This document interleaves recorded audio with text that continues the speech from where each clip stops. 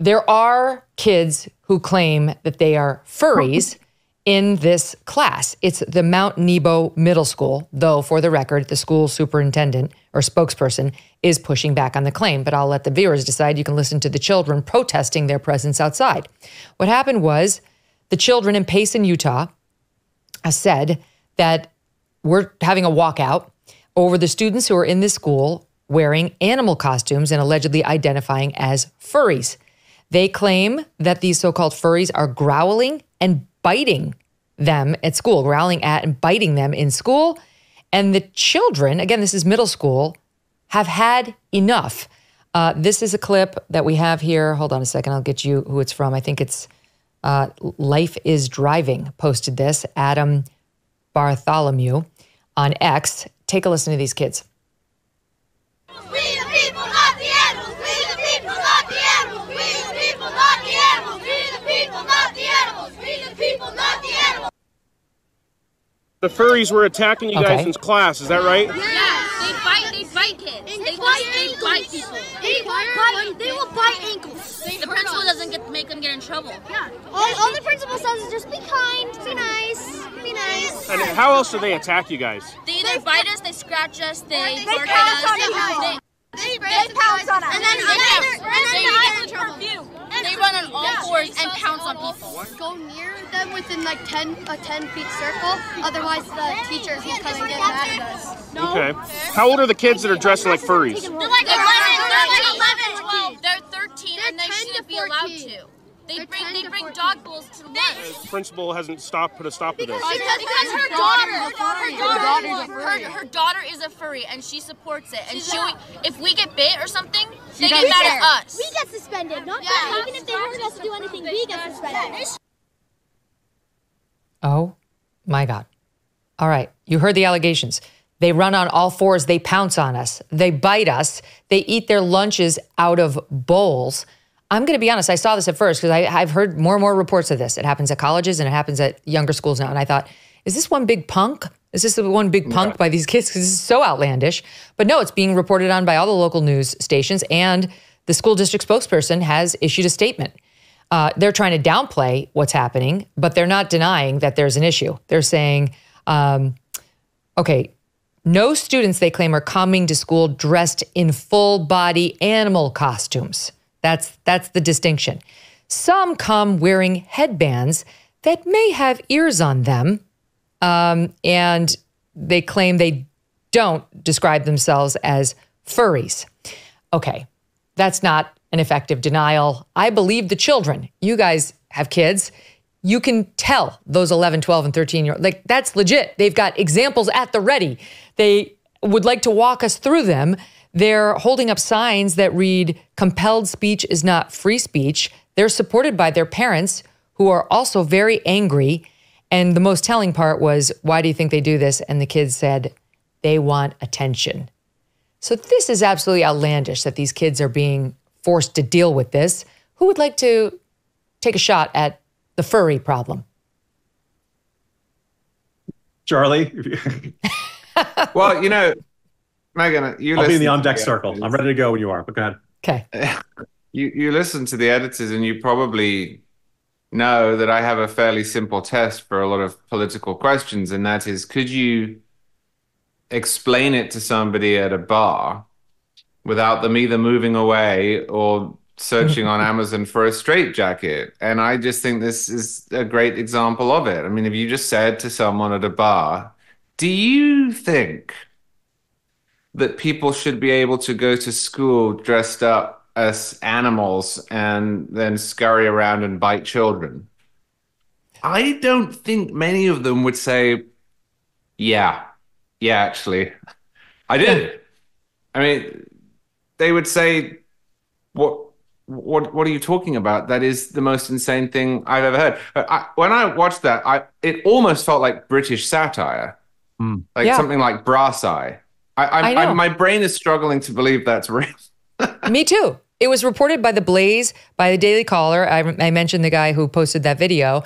And I said to my team, go figure out whether this is a real story. And it is. I mean, as I say, it was on the local news, and the school itself issued a statement on it. This is absolutely unbelievable, but then not, because I've been hearing these stories. We have a friend who's at NYU who has been witnessing this firsthand. As I mentioned, I have another friend who's seeing this, actually a friend who saw this come into her store where the daughter wanted a dog collar and a leash. Okay, I mean, we could keep going. And amazingly, I think it's the local ABC affiliate, Jim, you're going to be glad you went second, tracked down an actual furry to comment on whether this is appropriate. I give you the wisdom of Strudel. Thank you. This is Strudel, a member of the furry fandom. Though they've been a furry for over a decade, they have their own opinions. It's crazy that it's escalated to this point where these kids are being so distracting to their peers that their peers want to stage a walkout, or to have, you know, the next generation kind of muddy our name and fox costume. Not represent it very well. It is kind of disappointing. Strudel believes there should be some limits. Continue doing the things you bear. like, continue dressing up, Is it a dog? continue making art, but maybe let's keep it outside of school hours.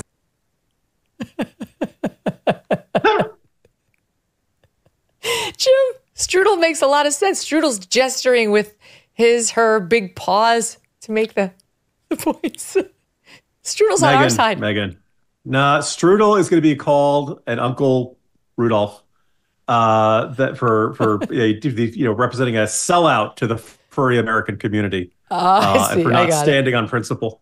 Look, but going back, by the way, to your anecdote of the woman who aced the job interview and then showed up dressed up like a tiger.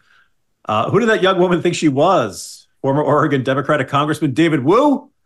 That's going deep into the Wayback Machine there. Wow. But for a guy who She dressed like a tiger? member of Congress.